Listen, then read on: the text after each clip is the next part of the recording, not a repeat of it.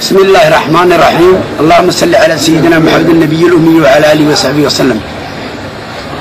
دوان قلنتني ما هنتو حلالة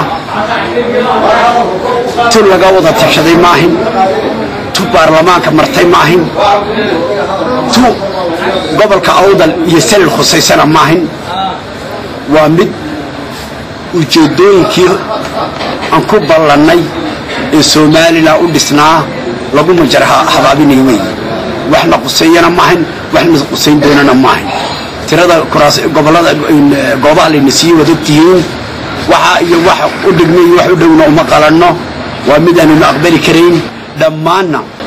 waxaas waa wax xaraana aqbali mayno degmooyinka iyo gobolkaba wax laga duwaan galina oo dhici karayo oo laga ka qabsamayaan ma jiraan yaana taa lagu soo haweysan ila ma aan wada hadal ka galno oo waxna naga weydiiyo wax dalka ka socdana ka mid minni aqbalina mayno موسى أرنتن ديوان قلنتو كراتينو إغنو قود هامبا قوبالada iyo degmooyinka dalka loo asteeyay gobol kasta wixiisi waa la asteeyay kolka gobolka awdal miyuuna xaq u lahayn inuu ka qayb qaato diiwaan gelinta oo samigoogi meena haysan war meesha waxaan malaynayaa beesha dhexe islaam baa la yiri maganka ragga u qayb dumarka dhan gaarsi mid walba waxay tireen aduu kugu fiican yahay waan ognahay wasiiradii baa laga yimid golaha dawladda laga yimid برلمان هذا تيجا هيستا وحلو حجنا يجا هيستا إسلامتي ده ما كن كرجع قريب اللي يده ميد والله مركز سواق عدول كان عدول كوفي عيه تلاقيه دون سبب الجلسة إيه كده جيين مع جوان جرينتي واحد مقطع إن يجوا رقعتين ومضى كله إن الديوان جرين واصم يسكت جديه قبيل ترينا يوم بنا وحويان قبر كني وحي ودغميه تلada horta horaba anagu kuma jiro wayna ku jirno weeyaan meelbiiska talada wayna wax la weydiiyo gobolka waxa weeyaan haday waxuna noo yeeriyo de waqti wax loo yeerinayo ummadaydu way ka weynaatay way ka kortay reer Soomaaliland waxaan leenahay amba beesha dhexe waxaan leenahay war sidaas fadhiga loogan arrintan ma la soo karin xukuumadda madaxweyne Silaayo oo hogaaminayo ayaa horkacaysa oo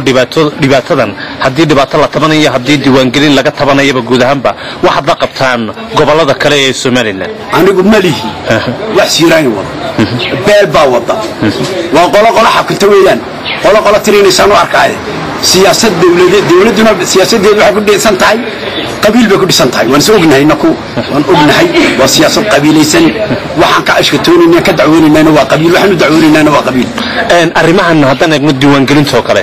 goobaha gobolka la siiyay waa ilaa imisa goobada lagu qiyaasaa awdal iyo salal iyo gabilayba umada inta leeg ee qabiilada kala jaadka ah ee degan goboladaas dhowr iyo 20 baa la siiyay waxay ka hooseeyaan tirada burco la siiyay bay ka hooseeyaan waxweyn ummadan tixgeliskiiba kuma hayno dawladda Soomaaliland inana tixgeliyahay in la in tanaasul isku sameeyahay war waxa weeyaan meeshani aanu ku disin loo wada markayna wala nafugaynayaa baan u aragnaa haddaan nahay gobolka haddaan nahay mas'uuliyadii ummadani aqbalina mayna wax kale sida kalena kulli jawaab adag baan ka sugaynaa dawladda oo ku saabsan gobolka iyaga tanna taaba ka mid كلي أرنت أصياني قلدي تكتب كجرا إن مدحوينها الله كلهم في Somaliland أحمد معمول سيرانيو شباب كي يجينا وان ديبني سيدا وشاقي قدوميها قولها قورتدو كأوغاسعان ناس وان تاقر سنحي شباب كاسينا مدحوينها كسوغينا أرنت وسيردو نسيدو هرب الله شاقي وصاري قدي بانو صاري بيولي ومد ساقو قصيصو حابو ليه إنو دي وحي قدي ساقو باردو لكن أنا قوانا قصية معي وايو دي قبيلة بدل كوبيهين وزيرة الله المقعب قولا وحكا دولينا وزيرنا كمربين هدو دولينا وحكا مربنا قولا وحكا ربنا وايو كمعارض كا إيا كمحافظ كا إيا كأضيق كا إيا كشانت باشا دحي وعي هشيس كيه Somaliland إني كلي دو ديقوليه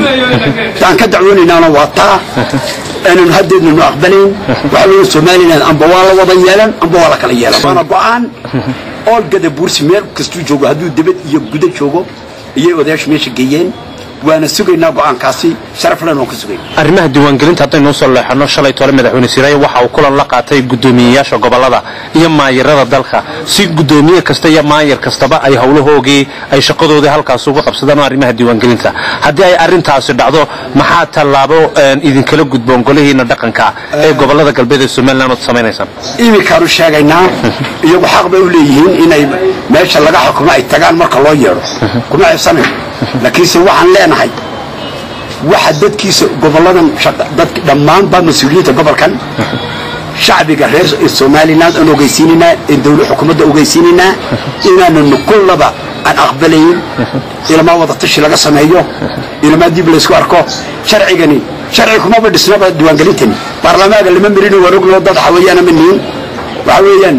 nirig xalaal in hal xaraan in nirig xalaal ma dhasho diiwaangelinta sideedaba xalaal ma waayo waxa weeyaan in lagu wada tashado 2000 oo ma aragtay goobada haytii hore tan 200 goobada laga dhigay sidee isku qabanayaan maxaa lagu qiyaasay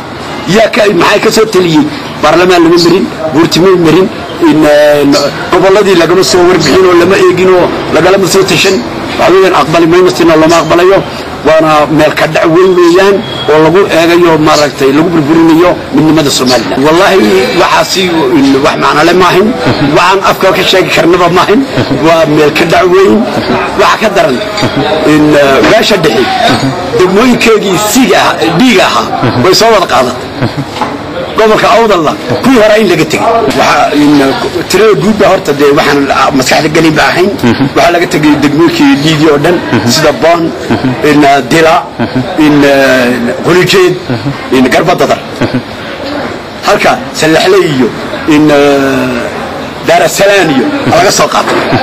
kolka hadii ay arintaasi guud ahaan bal la isku kinaadkayo oo ay xog wasaaradda arrimaha guduhu ay qorshaysay in afartii degmo ee gobolka Awdal ka koobnaa Saylac iyo Lughaya iyo Buurama iyo Baki ee lagu qabto gobolkii hore leedin xisaabiyo sanadin laga tagay guud ahaanba iyo Gabiley maxaa ku jaban in kulli in waxaas wax ma aragtay ma ana aqbali kareen ma iman ku dhawaan ka jawaabtaa waxaan ogeysiinay waxaan u sheegaynaa wasiirka arrimaha gudaha oo nin xikmad badana aan ka filayaa inuu arrimaha dib u noqon doono ku salaysan xaaraanta ku salaysan la iska soo malawaalay ee sharciyadii oo dhan laga soo dilboosiyay ee la doonayo in ummadda lagu dilfuliyo wasiirka arrimaha gudaha oo nin xikmad badan nin fikir badan nin dadka oo dhan jecel ah waxa qabadkiisu fiican yahay inuu dib uga fiirsado arrinka inuu madaragtay Soomaaliland ku kala burburiyo inuu dib uga fiirsado oo xaqi ku soo noqdo iyo xeerashu yaalay sida aan ku sheegayo wuxuu leeyahay shuruuc leeyahay diiwaangelinteena sharci maahin baan ku soo horeysiyay baarlamaan lama soo mari guurti lama mari gora wasiirada baa iska gaaday arrintan waa arrin hay'adaha lagu baaranayaan u maleynaya anigu shakhsi ahaantayda wax aqbal qalaya maahin marka aan lagu soo noqdo arrintaasi dib baa loogu soo noqdo sharcigeedii iyo shuruucdeedii hal waafajo xukuumadda waxaan leeyahay dastuurka iyo wanaaga ummadan iyo shuruucda u dhigan iyo istixkaaminta dib loogu noqdo iyo laga talaabsan ummadani waa ummad la isku keenay iyada ayaa jeclaatay inay halkan ku wada noolaato wada noolaasho ayaa laga sii fogeynin wada tashi lagu